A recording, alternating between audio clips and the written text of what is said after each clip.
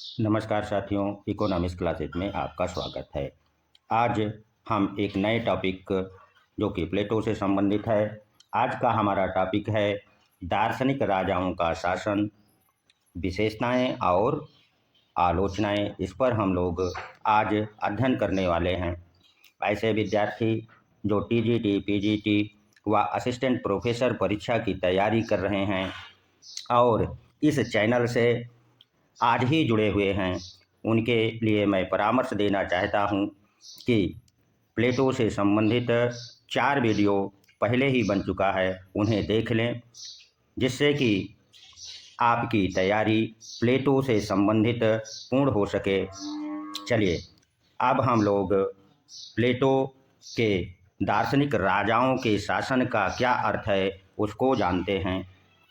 तो प्लेटो दार्शनिक राजाओं के शासन का जो विचार प्रतिपादित करता है वह अपनी पुस्तक रिपब्लिक में करता है। किस पुस्तक में करता है? अपनी प्रसिद्ध पुस्तक रिपब्लिक में वह दार्शनिक राजाओं के शासन का विचार प्रस्तुत करता है। रिपब्लिक में वह लिखता है कि हमारे नगर राज्यों में तब तक कष्टों का अंत नहीं होगा। क्या? नगर राज्य में जो कष्ट या बुराइयां हैं उसका अंत तब तक नहीं हो सकता जब तक दार्शनिक राजा नहीं होंगे, या इस राजनीतिक संसार में नरेशों अथवा युवराजों में दर्शन की भावना या सत्ता नहीं होगी। प्लेटो यद्यपि राज्य में एक ही दार्शनिक राजा के शासन को स्थापित करने के पक्ष में था, किंतु यदि आगे वो कहता है कि यदि किसी राज्य में दार्शनिक राजा के समान शिक्षा, चरित्र और श्रेष्ठ तथा दूरदर्शी व्यक्ति हों तो दार्शनिक राजा को इनके साथ मिलकर शासन संचालन करना चाहिए। अर्थात प्लेटो का जो दार्शनिक राजा है वह उसे सत्यम शिवम सुंदरम का प्रतिमूर्ति कहता है। प्लेटो दार्शनिक राजा के संदर्भ में आगे कहता है कि यदि राज्य में दार्शनिक राजा होंगे तो शासन में कानून की कोई आवश्यकता नहीं होगी। वह अपने इस धारणा को चीनी विचारक कन्फ्यूशियस के समान देता है, जिसमें चीनी विचारक कन्फ्यूशियस लिखता है कि जहाँ राजा सद्गुणी हो वहाँ कानून अनावश्यक है। अर्थात चीनी विचारक कन्फ्यूशियस कहते हैं कि जिस राज्य में राजा सद्गुणी होगा वहाँ कानून की कोई आवश्यकता नहीं है, और जहाँ राजा दुर्गुणी होगा अर्थात उसमें सद्गुण की भावना नहीं होगी वहाँ कानून निरर्थक या व्यर्थ होता है। यह स्टेटमेंट भी परीक्षाओं में पूछा जाता है कि यह कथन किसका है। तो आप लोग अपनी नोट्स बुक में चीनी विचारक कन्फ्यूशियस के इस कथन को अवश्य नोट कर लें। चलिए, अब हम लोग प्लेटो के दार्शनिक राजाओं के शासन की विशेषताओं को समझते हैं। प्लेटो के दार्शनिक राजा की पहली विशेषता यह है कि प्लेटो ने दार्शनिक शासक को शासन की संपूर्ण शक्तियां प्रदान कर दी हैं। क्या किया है? प्लेटो ने दार्शनिक राजाओं का जो सिद्धांत दिया है उसमें दार्शनिक राजा को वह संपूर्ण शक्तियां प्रदान कर देता है।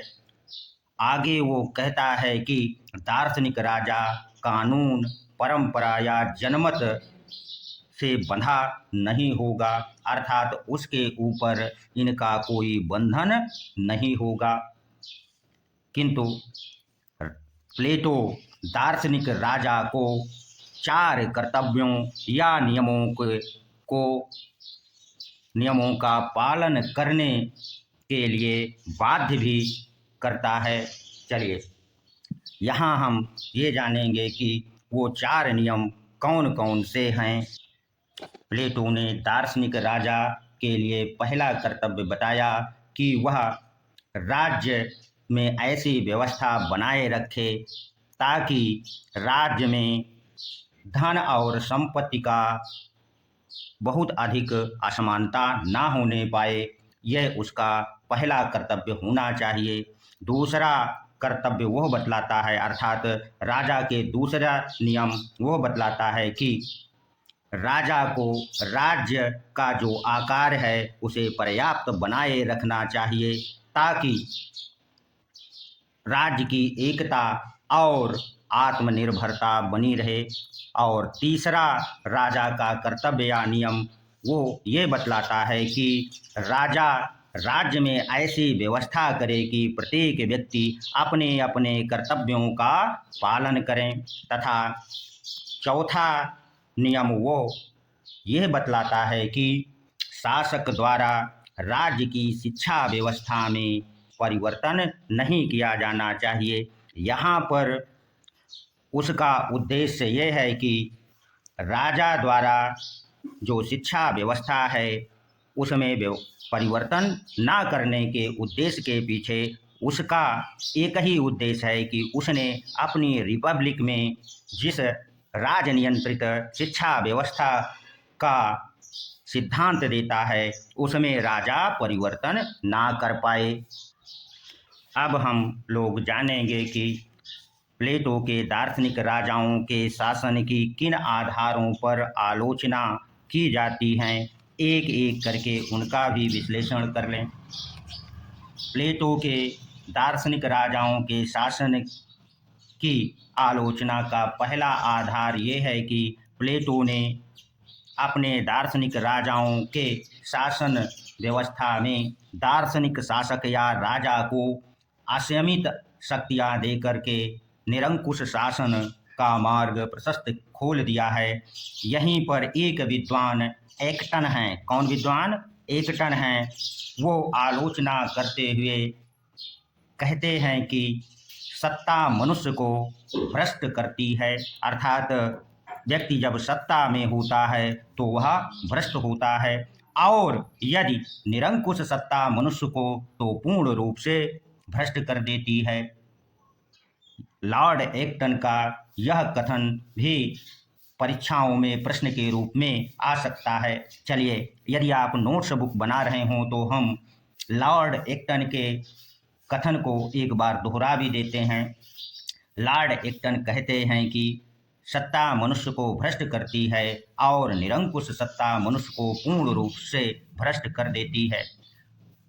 प्लेटो ने के राजाओं के शासन की तीसरी आलोचना का आधार ये है कि प्लेटो ने प्रजातांत्रिक समानता के आधुनिक सिद्धांत के विरुद्ध है, क्योंकि गुण और ज्ञान के धनी व्यक्ति कुछ ही होंगे जिससे उनकी खोज कर पाना, और सत्ता केवल उनकी ही हाथों में रहेगी। शेष जनता समानता के अधिकार से वंचित हो जाएगी। प्लेटो के दार्शनिक राजाओं के शासन की आलोचना का तीसरा आधार ये है कि प्लेटो ने प्रतिनिधात्मक शासन के विरुद्ध अपनी शासन व्यवस्था का उल्लेख किया है, क्योंकि प्लेटो ने जिस शासन व्यवस्था का उल्लेख किया है वह प्रत्यक्ष और अप्रत्यक्ष शासन के विरुद्ध है। प्लेटो की आलोचना का चौथा आधार ये बतलाया जाता है कि स्वयं प्लेटो की महत्वाकांक्षा का यह प्रतिबिंब है। इस पर पापर एक विचारक हैं। कौन विचारक हैं? पापर, जो ये कहते हैं कि दार्शनिक शासक स्वयं प्लेटो है और रिपब्लिक उसके शासक बनने का दावा है। यह स्टेटमेंट भी परीक्षाओं की दृष्टि से बहुत महत्वपूर्ण है। चलिए हम इसको एक बार फिर से दोहरा देते हैं ताकि आप लोग अपनी नोट्स बुक में इसे हेडलाइन कर लें।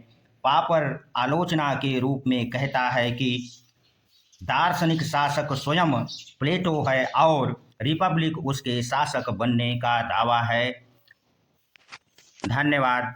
अगले वीडियो में मिलते हैं। अगला हमारा प्लेटो से संबंधित जो वीडियो होगा वह प्लेटो का आदर्श राज्य क्या है, उसकी विशेषताएं कौन कौन सी हैं और उसके आदर्श राज्य की किन आधारों पर आलोचना की जाती है। धन्यवाद।